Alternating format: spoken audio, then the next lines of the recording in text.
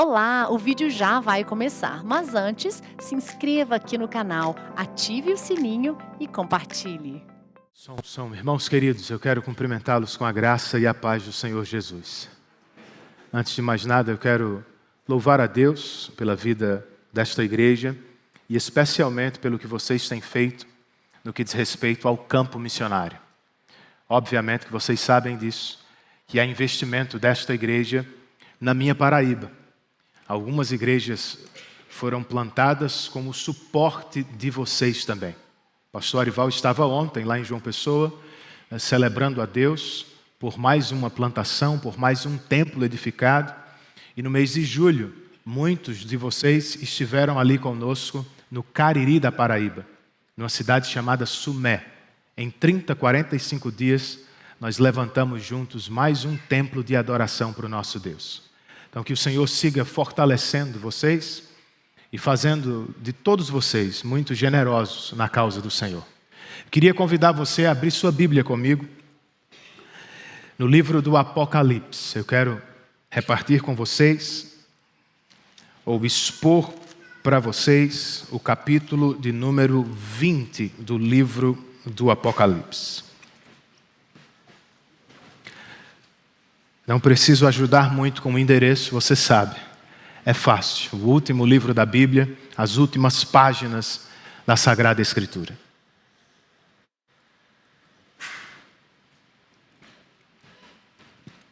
Apocalipse, capítulo de número 20. Em 1938, uma rádio norte-americana lançou uma novela que tinha por título A Guerra dos Mundos. O primeiro episódio foi, ao mesmo tempo, um sucesso e um fracasso. Por quê?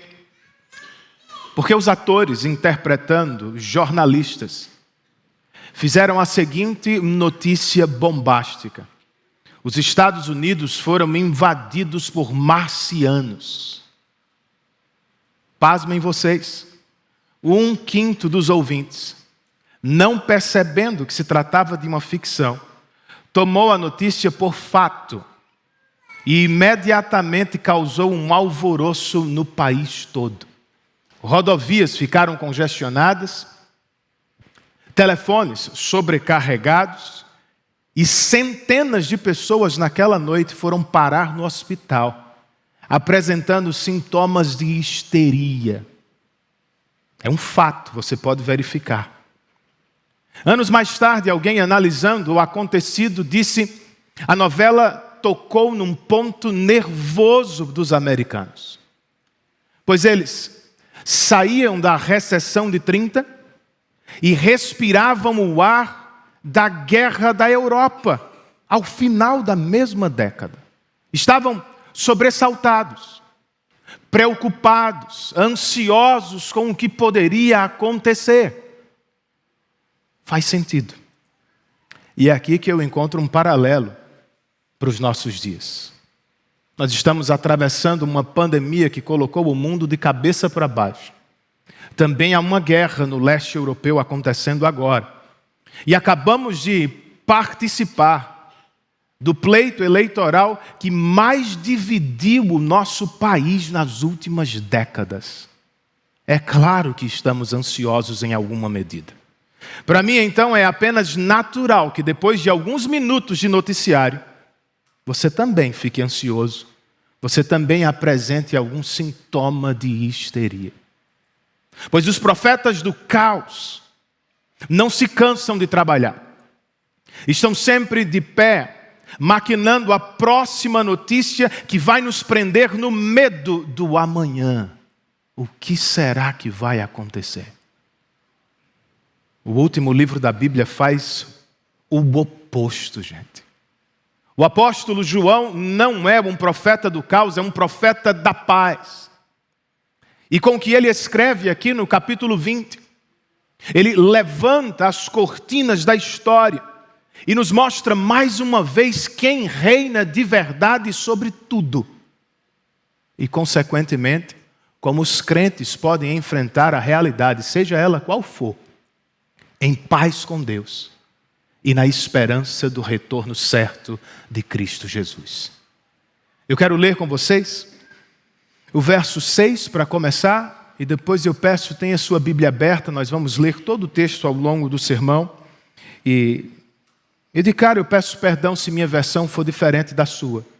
Ela é ligeiramente diferente, mas é a mesma mensagem, tá? Verso 6 do Apocalipse, capítulo de número 20. Felizes e santos os que participam da primeira ressurreição. A segunda morte não tem poder sobre eles. Serão sacerdotes de Deus e de Cristo e reinarão com Ele durante 1000 anos. Oremos ao Senhor. Senhor, eu quero te rogar por este momento de proclamação de Tua palavra. Dá que vivamos o que o salmista te pediu há tanto tempo.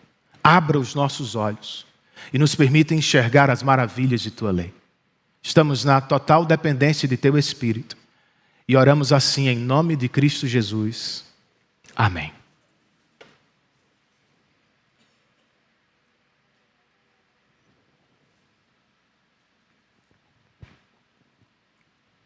A expressão que domina este capítulo é 1000 anos. E você sabe, provavelmente, que ela é meio polêmica e tem dividido os crentes em pelo menos 3 grandes grupos. Há os pré-milenistas, que entendem que Cristo voltará antes do milênio para instituí-lo literalmente na terra. Há os pós-milenistas, que entendem que Jesus voltará ao fim do milênio, quando o Evangelho já tiver alcançado todos os cantos da terra. E há os amilenistas, que entendem que a igreja está no milênio aqui e agora. Se você não sabe, a maioria dos reformados adota esta última posição nos nossos dias. Entre outras coisas, porque entendem que a mensagem do Apocalipse deve ser interpretada por meio de seus símbolos. Ou seja, pessoas, lugares, acontecimentos e números são símbolos que retratam a realidade da igreja que vive no interregno entre as duas manifestações de Cristo Jesus. Se estamos certos, o capítulo 20 não se destina apenas a falar de um futuro distante, queridos. Ele trata do presente, do aqui e agora. E é aqui que percebemos sua relevância. Muito além de ser polêmico, como alguns entendem, este capítulo é importante e abençoador, pois ele fala diretamente à igreja que vive o milênio na expectativa do retorno de Cristo. O que aprendemos com este capítulo? Ou como o apóstolo João encoraja a igreja do milênio? Bem, em primeiro lugar, João nos diz aqui que no milênio o diabo está preso. Eu posso ouvir um amém por isso? Versos 1 e 2, volte os seus olhos para o texto. O apóstolo escreve: vi descer dos céus um anjo que trazia na mão a chave do abismo e uma grande corrente. Ele prendeu o dragão, a antiga serpente, que é o diabo, Satanás, e o acorrentou por 1000 anos. O anjo tem em mãos 2 objetos. Com a chave ele vai fechar o que João chama de abismo. Segundo o capítulo 13, é a esfera de atuação dos demônios. Com a corrente ele vai prender o próprio dragão, que em Apocalipse é o último dos inimigos do Cordeiro. E não se trata de qualquer inimigo, dá para perceber pelos títulos que ele recebe. Ele é dragão porque persegue. Ele é serpente porque engana. Ele é diabo porque é adversário. Ele é Satanás porque vive para acusar o povo de Deus. Mas que ninguém aqui se desespere. No tempo que se chama milênio, o diabo está preso para a glória de Deus. E não se trata de uma visão particular de João. Este é o ensino do Novo Testamento. Jesus o disse aos seus discípulos algumas vezes, o apóstolo Paulo também o fez, o próprio autor aos Hebreus nos diz que foi o que aconteceu na morte de Cristo. A morte de Cristo não apenas expulsou o diabo dos céus, segundo o capítulo 12 do Apocalipse, ela restringiu a obra dele na terra. Nas palavras de João, ele está preso. Totalmente preso? Não. Parcialmente. Com que propósito? Verso 3. O apóstolo segue. Lançou-o no abismo, fechou-o e pôs um selo sobre ele. Olha o propósito aí. Para assim impedi-lo de enganar as nações, até que terminassem os 1000 anos. Depois disso é necessário que ele seja solto por um pouco de tempo. Viram o propósito da prisão do diabo? Em algum tempo passado ele esteve solto e enganando as nações. Em algum tempo futuro ele vai ser solto para outra vez fazer o mesmo. No presente, ele está preso e impedido de enganar as nações. É aqui, queridos, que eu encontro a grande oportunidade da igreja. Do que é que eu estou falando? Enquanto o diabo está preso e impedido de enganar as nações, nós vamos às nações para fazer discípulos de Cristo Jesus. Esta é a missão da igreja no tempo que se chama milênio. E a pergunta prática é como se envolver com ela como igreja. Nós poderíamos orar mais, vocês não acham? Diz o pastor John Piper que a oração não é um utensílio doméstico. É um instrumento de guerra. É o radiotransmissor que carregamos na peleja, enquanto fazemos o evangelho avançar no mundo. A oração, diz o pastor John Piper, nos dá a importância da linha de frente do combate e dá a Deus a glória de ser um provedor inesgotável. Por isso oramos. Por isso temos que orar por missões. Que o Senhor nos dê mais missionários. Que o Senhor lhes abra portas de pregação no campo. Que o Senhor lhes dê muitos frutos de conversão para a glória de seu nome. Amém, queridos? Para além de orar, nós podemos investir nesta missão. É na igreja que nascem, é da igreja que partem os missionários. A igreja, portanto, precisa ficar atenta, precisa percebê-los, precisa treiná-los, precisa educá-los para depois enviá-los. E ao enviá-los, nós precisamos cuidar deles. Em oração e especialmente segurando as cordas com o nosso investimento missionário. Como família cristã, precisamos cumprir esta missão. Se você é pai, não a deixe em segundo plano. Você foi chamado para fazer de sua casa, ou para fazer de sua esposa e filhos melhores discípulos de Cristo. Uma igreja forte é a reunião de famílias fortes e piedosas. Para ficar com um único exemplo, missionário presbiteriano John Peyton, que foi às Ilhas Hébridas, em 3 meses perdeu a esposa e uma filha, e quando alguém perguntava para ele como você conseguiu continuar, de onde veio a coragem para perseverar, sabe o que ele dizia? Você pode tirar qualquer coisa da minha memória, você só não vai apagar as memórias do meu pai orando por missões. Eu cresci ouvindo os clamores dele. Eu cresci dizendo ao Senhor, se o meu pai anda com Deus, eu também posso andar. Precisamos fazer discípulos em casa.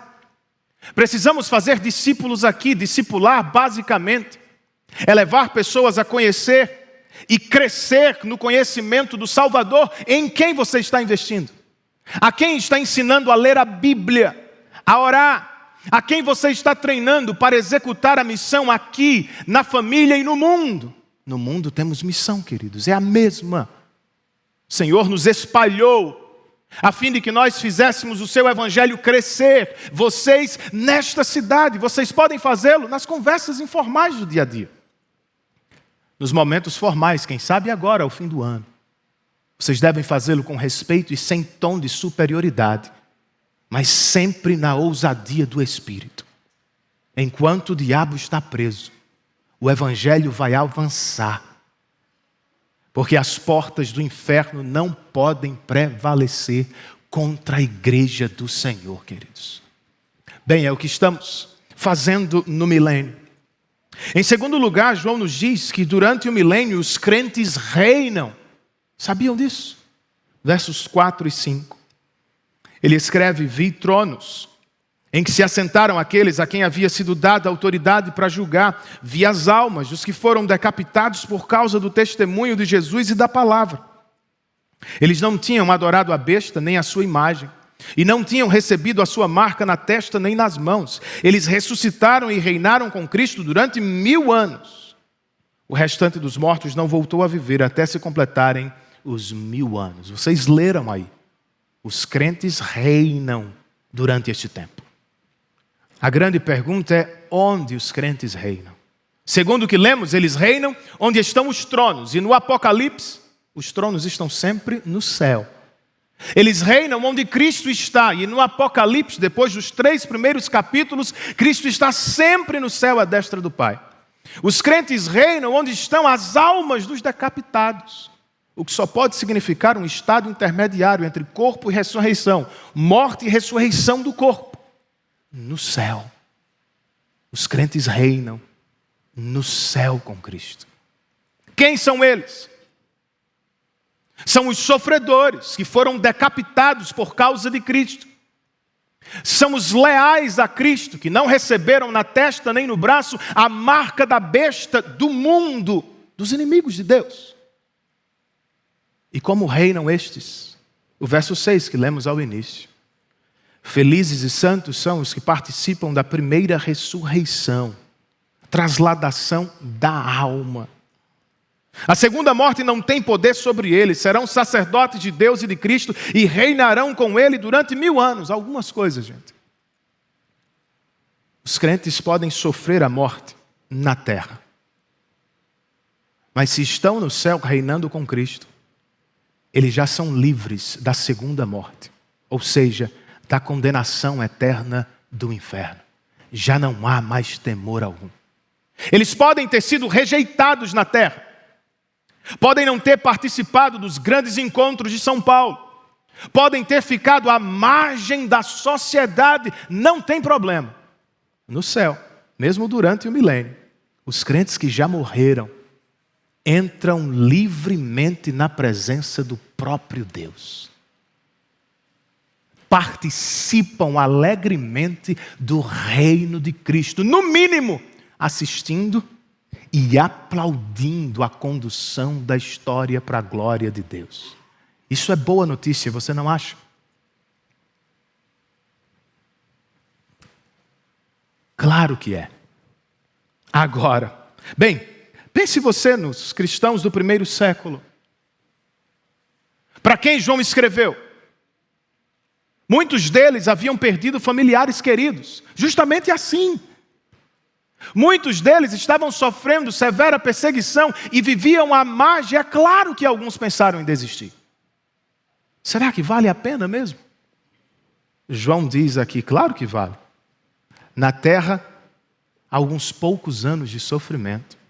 Imediatamente depois da morte, reino com Cristo para sempre. Mas e até lá, gente?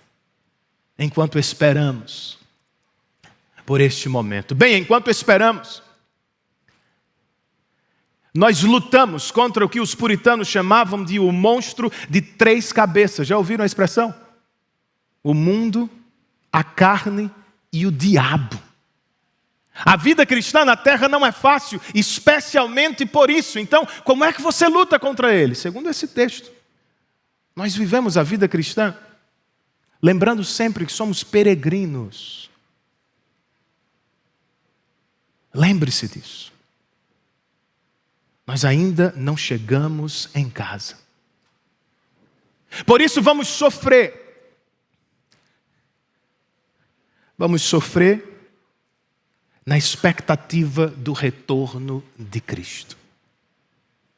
Outra vez, João classifica os crentes aqui como sofredores e leais. E é assim que você se vê. Os crentes descritos por João aqui não têm problema em perder posições, em não ser chamado para grandes destaques na sociedade. Eles não estão tão preocupados com isso.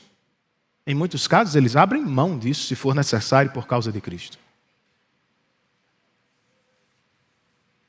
Eles preferem sofrer a abandonar o Senhor. Foi o caso de uma princesa inglesa do século XVI, Jane Grey. Depois da morte de seu primo, Eduardo VI, ela foi colocada no trono imediatamente porque era uma protestante.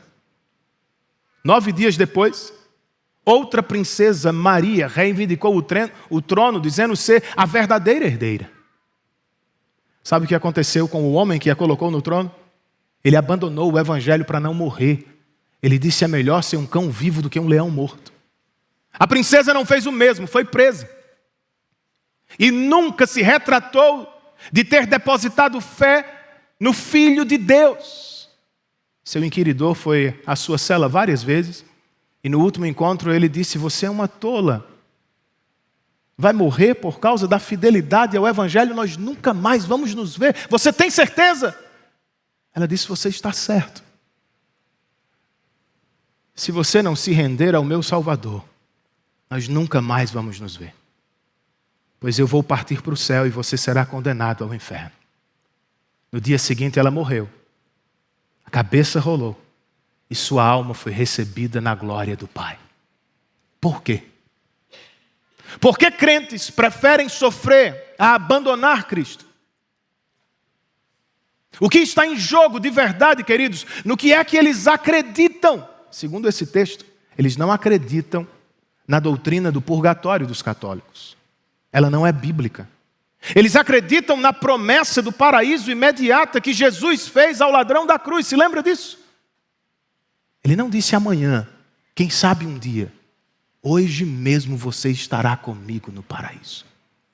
Os crentes não acreditam na doutrina do sono dos adventistas. Não acreditam que depois da morte vão ficar dormindo. Não, eles acreditam no que Paulo escreveu aos Filipenses. Viver é Cristo, morrer é lucro. Quero ficar entre vocês para servi-los, mas saibam, eu prefiro partir. Eu prefiro estar com Cristo, o que é incomparavelmente melhor. Esse é o estado intermediário, queridos. Nenhum crente precisa temer a morte, pois tombar aqui é ser trasladado para o céu imediatamente. E ao fim do milênio, pastor? Bem, ao fim do milênio, João nos conta aqui que o diabo vai ser condenado definitivamente. Verso 7, o texto diz: quando terminarem os 1000 anos, o milênio, Satanás será solto da sua prisão e sairá para enganar as nações. Uma pausa. Ele nos disse isso antes. Ao fim do milênio, o diabo vai ser solto. Sabe o que significa? Que a era missionária da igreja vai acabar. Se queremos evangelizar, que o façamos agora. Por que é que ela vai acabar? Versos 8 e 9. Ele sairá para enganar as nações que estão nos 4 cantos da terra, Gog e Magog, a fim de reuni-las para a batalha. Seu número é como a areia do mar. As nações marcharam por toda a superfície da terra e cercaram o acampamento dos santos, a cidade amada. Mas um fogo desceu do céu e as devorou. Eis a batalha final outra vez, o que João já chamou antes de Armagedon. Depois da era da evangelização, surgirá um tempo de severa perseguição que vai culminar na última grande batalha. Ele usa termos diferentes, Gog e Magog, mas a mensagem é a mesma. Todos os inimigos de Deus vão se reunir contra a igreja, que naquele tempo será minúscula. Nada poderá fazer para se defender. só poderá olhar para cima, como tantas vezes fez no Antigo Testamento. E não será em vão, queridos. Pois o Senhor, como fez descer fogo sobre Sodoma e Gomorra, como fez descer fogo sobre os soldados que perseguiram o profeta Elias, vai fazer descer fogo sobre todos os inimigos da igreja. E tem um detalhe: não há batalha de fato aqui como conhecemos pelos filmes épicos. O diabo não faz frente ao nosso Deus. Mas cedo um anjo do Senhor o prendeu. E agora o Senhor vai lançá-lo na condenação do inferno, verso 10. O diabo que as enganava foi lançado no fogo, que arde com enxofre, onde já haviam sido lançados a besta e o falso profeta. Eles serão atormentados dia e noite para sempre. É um destino terrível para um inimigo terrível. E eu espero que você não tenha pena dele, porque isso é boa notícia para os crentes. Sabe o que significa? No novo céu e na nova terra não haverá mais dor, não haverá mais sofrimento, não haverá mais pecado, nem haverá mais diabo. Estaremos livres dele para sempre. O monstro de 3 cabeças nunca mais vai se levantar para perturbá-lo, querido. Até lá tem luta. Então, como disse mais cedo, lembre-se, você é um peregrino. É o que João quer nos comunicar quando nos chama de acampamento dos santos. É uma alusão ao Antigo Testamento. Não estamos em casa. Então não se encante demais com esta vida. O céu é melhor. Nem sofra demais com as coisas deste mundo. Vai passar. Em breve chegaremos em casa. Enquanto sofre, lembre-se também, você é muito amado. João nos chama aqui de cidade querida ou cidade amada. O salmista nos diz que o Senhor nos protege como se fôssemos a menina dos seus olhos. E Jesus perguntou a Saulo, você se lembra? Saulo, Saulo, por que você me persegue? Percebe como somos amados? Jesus trata o mundo no Apocalipse como a grande prostituta que vai ser condenada. Mas ele trata a igreja como a sua noiva, a quem ele vem salvar e buscar. No momento mais escuro da história, quando todos os inimigos cercarem a igreja, o Senhor vai surgir sobre as nuvens. Vai destruir os nossos inimigos e vai nos arrebatar para a glória do Pai. Creia nisso. Para terminar, queridos, ao fim do milênio, Deus trará o juízo final sobre todos os incrédulos. Verso 11, depois vi um grande trono branco e aquele que nele estava assentado. A terra e o céu fugiram de sua presença e não se encontrou lugar para eles. O mundo pode rir desta ideia. Os pregadores podem fugir do juízo final em seus sermões, mas não faz diferença. O Apocalipse termina como começa, como um trono estabelecido.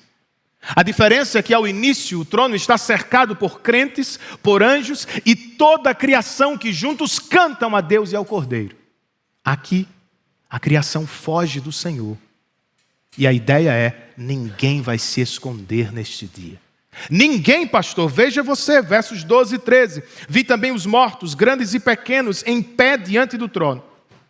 E livros foram abertos. Outro livro foi aberto, o livro da vida. Os mortos foram julgados de acordo com o que tinham feito, segundo o que estava registrado nos livros. O mar entregou os mortos que nele havia, e a morte e o Hades, ou o inferno, entregaram os mortos que neles havia, e cada um foi julgado de acordo com o que tinha feito. O escopo do juízo final e o fundamento dele. Este juízo final será sem preconceito. Grandes e pequenos estarão ali. E os mortos da terra, do mar, e até aqueles que já foram para o estado intermediário no inferno, voltarão para este grande dia. E serão julgados com que fundamento? Diz o texto que os livros registram todos os seus feitos. Serão julgados de acordo com os seus pecados. Qual será a sentença deles? Versos 14 e 15. Então a morte e o inferno foram lançados no lago de fogo.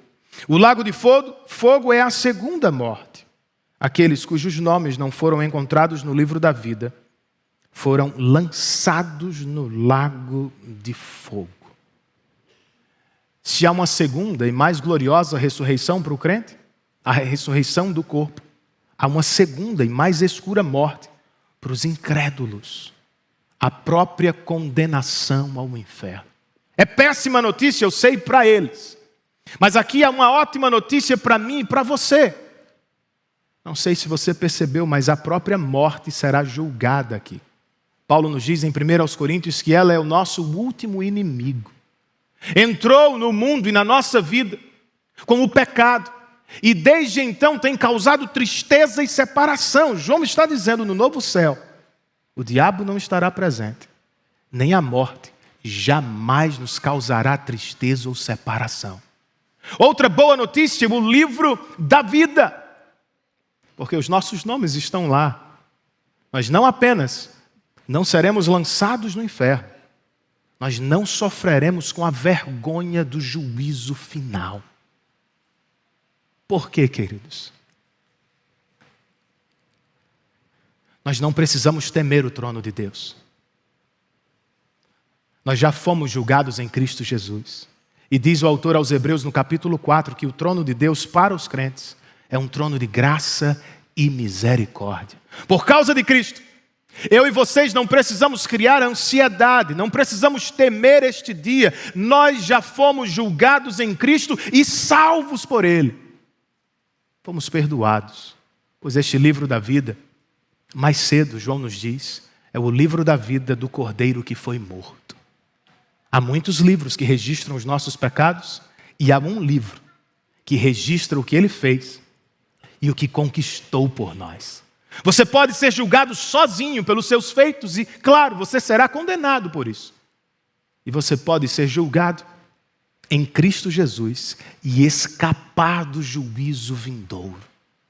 Creia nele e seja salvo do inferno nesta tarde. Creia nele e você terá a chave para lutar contra a ansiedade que domina o nosso tempo. Eu sei, as pessoas também estão sobressaltadas nos nossos dias. O que será do nosso país? Voltaremos à pandemia?